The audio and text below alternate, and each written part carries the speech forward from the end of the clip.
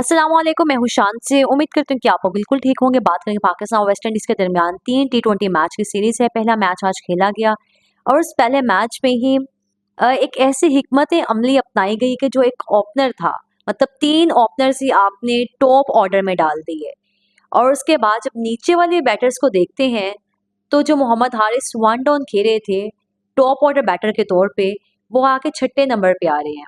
मतलब जब फ़हीम अशरफ तक आउट हो जाते हैं, मोहम्मद नवाज़ आउट हो जाते हैं, उसके बाद हमें नज़र आते हैं मोहम्मद हारिस। एक अलग ही स्ट्रैटेजी, एक अलग ही हिकमत अमली अपनाएँगे। लेकिन देखते हैं कि अगले जो 2 मैचेज़ हैं, उसमें क्या करते हैं। ठीक है, आपको नई से नई चीज़ करनी चाहिए, आपको आइडिया होगा कि आपने आगे किसी भी मेगा इवेंट में, क्योंकि ज़ाहिर-सी बात है आगे वर्ल्ड कप ही है, तो उसके लिए टी20 की जो टीम है, वो तैयार कर रहे हैं।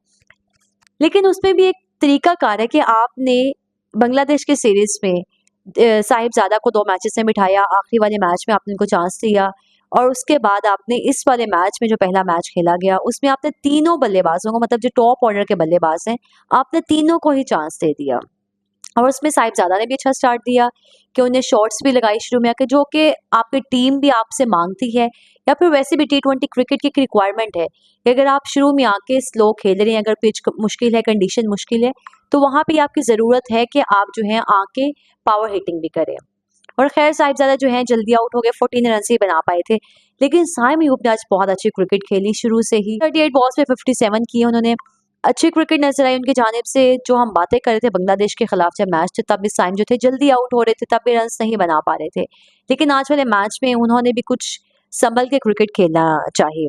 फहर जमान ने 28 किए। फहर ने भी वही बात है, जब शुरू किया आपके 2-3 बैटर्स जो हैं, बल्कि 2-3 बैटर्स हैं, सिर्फ 2 बैटर्स जो आपके ओपनर बल्लेबाज हैं, अगर आके पावर हिटिंग करेंगे, अच्छा स्टार्ट देंगे, तो बाकी जो प्लेयर्स हैं उनका माइंडसेट ऑटोमेटिकली एक बन जाता है कि इस पिच पे जाके हम पावर हिटिंग कर सकते हैं, चौका भी लगेगा, छक्का भी लगेगा। तो आपके जो पिछले बैटर्स हैं ना, उनके लिए कह लें कि आप एक कॉन्फिडेंस बिल्ड करके जाते हैं। लेकिन साथ ही अब नीचे वाले नंबर्स पे बात कर लें कि मोहम्मद हारिस जो कि वन डाउन खेलते हैं नहीं, बांग्लादेश के खिलाफ हमने उनको वन डाउन खिलाया, चांस दिया। उसके अलावा पीएसएल में देखें कभी ओपनिंग करते हैं, उसके अलावा कभी 5वें छठे नंबर पे आते हैं, लेकिन वो तब आते हैं जब आपके शुरू के 4 से 5 बैटर्स जो हैं कंप्लीट बैटर हों। लेकिन इस सीरीज में या फिर इस मैच में हमने क्या देखा कि हसन नवाज आते हैं, 24 रन्स बनाते हैं। उन्होंने भी अच्छी पावर हिटिंग की, लेकिन हर कंडीशन पे हसन नवाज जो है नहीं चल पाएंगे। जहाँ पे आपके लिए कंडीशन मुश्किल है, स्पिन कंडीशन है, बॉल नहीं उठेगा, तो वहाँ पे हसन नवाज क्या करेंगे। उनको चाहिए कि जहाँ शॉट खेले वहाँ ही उनकी आंखें हों। वो लगाते कहीं और है और बॉल जो है निकल कहीं और जाता है, मतलब एज होके बॉल कहीं और चला जाता है। ये है कि पूरी जान से शॉट लगाते हैं, लेकिन मजीद चीज़ों पे काम करने की ज़रूरत है। और ये जो पाकिस्तान की जीत है, इसके बाद आप ये नहीं कह सकते कि पाकिस्तान ने मैच विन कर लिया, वाह वाह क्या बात है। मुझे तो इस जीत से बिल्कुल भी सेटिस्फेक्शन नहीं हुई मैच देखने के बाद, कि एक अलग ही चीज़ थी, क्योंकि वेस्ट इंडीज़ तो ऑलरेडी इतनी अच्छी क्रिकेट नहीं खेला, बहुत फिजूल क्रिकेट खेला, इतने चांसेस मिलने के बावजूद भी। तो पाकिस्तान के खिलाफ उन्होंने बहुत करीब भी आए, एंड पे भी कोई 5 गेंदों पे चंद एक रन ही पीछे रह गए थे। अगर वहाँ पे भी कुछ तेज खेलते, क्योंकि जैसन होल्डर एंड पे मौजूद थे और यहाँ के हारिस रऊफ को, शहीन को, सारे ही बॉलर्स को बहुत फेंटा लगाया। लेकिन खैर वापस इस चीज़ पे आते हैं कि मोहम्मद नवाज को साथ ही भेज दिया गया, 9 रन्स बना के गए। ऑलराउंडर के नाम के ऊपर कह लें कि बिल्कुल ही एक दब्बा लगा दिया उन्होंने। और बॉलिंग में भी खैर 3 विकेटें हासिल कर ली, वो भी जिस तरह से पहली विकेट भी हासिल की, तो इतना वो उसकी शॉट ही क्या थी, जिसपे फहर जमान ने आई थिंक कैच किया था। तो मतलब बॉल 2-3 विकेटें हासिल करना, फिर जब मेगा इवेंट आएँगे, हमें एंड पे टेल हमारी जो है रन्स नहीं करेगी, मिडल ऑर्डर जो है रन्स नहीं बनाएगा, फिर हम चीखेंगे, फिर हम किसका सर फाड़ेंगे। तब तो बाबर आज़म थे, बाबर आज़म को हम आके क्रिटिसाइज़ कर लिया करते थे कि बाबर ने टीम नहीं अच्छी बनाई, बाबर इन प्लेयर्स को लेके गया, बाबर ने ये काम किया। लेकिन अब हम किसका सर फाड़ेंगे, अब तो हमारे पास कोई नाम भी नहीं है। और उसके बाद जब मोहम्मद हारिस को भेजा गया, तो एक ही बॉल पीछे बाकी थी और उसपे उन्होंने छक्का लगा दिया, नॉट आउट रहे। तो इस तरह से प्लेयर्स को बचाया जाता है, इस तरह से प्लेयर्स बनाए जाते हैं कि जब आपको पता था कि वो आउट ऑफ फॉर्म है, बांग्लादेश के खिलाफ मैचेस में नहीं परफॉर्म कर पाए, रन्स नहीं हो रहे थे उनसे। एक उनका फेस तो खैर नहीं बुरा, क्योंकि जो ऐसे प्लेयर्स हैं उनको एक दो मैच की ज़रूरत होती है, कमबैक कर लेते हैं। लेकिन उनको तब भेजा गया जब जाके सिर्फ एक ही बॉल थी और उन्होंने आके बस हिट किया और उसके बाद वापस आ गए। उनको मज़ीद मुश्किल में नहीं डाला कि उसके ये ना कि इस मैच में भी हारिस जो है रन्स ना करें, तो फिर किस चीज़ को को क्रिटिसाइज़ किया जाएगा।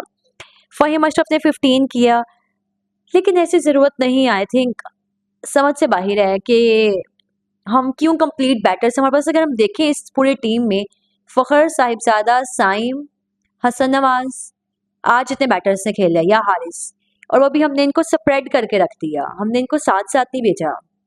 तो उसके बाद आप क्या एक्सपेक्ट करेंगे, समझ से बाहर है। बॉलिंग लाइनअप पे आ जाए तो वही सब हालात हैं। शहीन और हारिस रऊफ की वापसी हुई, और खैर स्क्वाड की तो मैंने बात नहीं की थी, जो कि स्क्वाड अभी T20 के लिए भेजा गया है वेस्ट इंडीज। सलमान मिर्जा जो कि तीनों मैच में अच्छे कह लें कि बॉलिंग करते हुए नजर आए, विकेटें भी हासिल की, सबसे ज़्यादा आई थिंक उन्हीं की विकेटें थी टूर्नामेंट में। और उसके बाद क्या हुआ उनके साथ कि हमने उनको उठा के बाहर फेंक दिया, हमने वेस्ट इंडीज़ नहीं भेजा। लेकिन जब सवाल किया जाएगा कि वेस्ट इंडीज़ में आप क्यों नहीं इनको लेकर गए, तो फिर आगे से वही लेम एक्सक्यूजेज होंगे, कंडीशन ये नहीं थी, ये चीज़ें वो नहीं थी। और उसके बाद अगर वेस्ट इंडीज़ टूर के बाद भी अगर मजीद उनको चांस नहीं मिलता तो उस प्लेयर का भी करियर अभी से ख़त्म है। तो पाकिस्तान में अच्छे प्लेयर्स के साथ ये होता है, और जब अच्छे प्लेयर्स जो हैं वो चल पड़ते हैं टीम के साथ, तो उसके बाद हम क्या करते हैं, उनको पूरी ज़िंदगी जो है क्रिटिसाइज़ ही करते रहते हैं जब तक वो क्रिकेट का हिस्सा है, जो कि हम बाबर आजम के साथ करते आ रहे हैं। साइम अयूब की एग्जांपल ले लें, वो प्लेयर परफॉर्म ही नहीं कर रहा था इतने लंबे टाइम से। इस मैच में किया, या जब इंजर्ड हुए उससे पहले किया, और उससे पहले उन पे फिर भी कोई बात नहीं करता था। साइम जो है बहुत अच्छे प्लेयर हैं, तेज़ खेलते हैं। जिस प्लेयर ने तीनों फॉर्मेट खेल लिए और उसके बाद भी जब रन्स नहीं कर पा रहा था, और हमने क्या किया, उसको चलाते रहे। ऐसे ही हम प्लेयर्स बनाते हैं, और ऐसे ही हम प्लेयर्स जो हैं 1-2 सीरीज़ के बाद निकाल के उनका करियर ख़त्म कर देते हैं। ये हमारी ख़ासियत है पाकिस्तान क्रिकेट बोर्ड की, पाकिस्तान क्रिकेट की। शाहीन ने सिर्फ 1 विकेट हासिल की 4 ओवरों में, नवाज ने 3 ली, रऊफ 1 भी नहीं ले पाए। रऊफ 4 ओवरों में 41 रन्स कंसीड किए, और डॉट तो करवाते ही थे ओवर में, लेकिन पहले ही बॉल पे भी छक्के से गास, और इख्तिताम भी जो था छक्के से इनका होता था। सुफियान ने अच्छी बॉलिंग करवाई, लेकिन 1 ही विकेट हासिल की, वो भी बहुत अच्छे विकेट थे। किल्लियों में बॉल जाके लगा। साइम अयूब ने भी 2 ओवर्स में 20 रन्स कंसीड करते हुए 2 विकेटें हासिल की। तो ये पाकिस्तान की आज के सारे कह लें कि मैच के जो हालात थे, कि किस तरह से बैटर्स ने आके कहीं न कहीं जो ऊपर वाले 3 बैटर्स थे उन्होंने सारा कुछ किया। अगर साइम भी ना चलते तो फिर पाकिस्तान वेस्ट इंडीज़ से भी आज मैच हार जाता। चलें, साइम अयूब का भी शुक्रिया अदा करना चाहिए कि चलिए इतने लंबे अरसे के बाद वो भी आज कोई अहल हुए हैं रन्स करने के। और लेकिन इस जीत से बिल्कुल सैटिस्फैक्शन नहीं है। इस बार 5 बजे मैच का आगाज़ हुआ, नींद में हम मैच देख रहे हैं उठ के, और जो प्लेयर्स हैं वही करते हैं। लेकिन प्लेयर्स की क्या ही गलती है, जब मैनेजमेंट कोचेस को नज़र नहीं आ रहा कि ये जो प्लेयर है ये रन्स नहीं कर पाएगा, या इस प्लेयर में इतनी खासियत नहीं है, ये प्लेयर जो है इस काबिल नहीं है, इसको मज़ीद टूवर्स करवाए जाएँ। उसके बावजूद भी जब आप नवाज़ को, फ़हीम को लेकर जाएँगे तो फिर उसके बाद आप क्या एक्सपेक्ट करेंगे? खैर, ये सब चीज़ें थी आज के मैच की। और फ़हीम की 15 की इकोनॉमी है आज के वाले मैच में, 2 ओवर्स करवाए उन्होंने। लेकिन है, इस इजाज़त है मुझे, अपना बहुत सारा ख्याल रखिएगा। अल्लाह हाफ़िज़।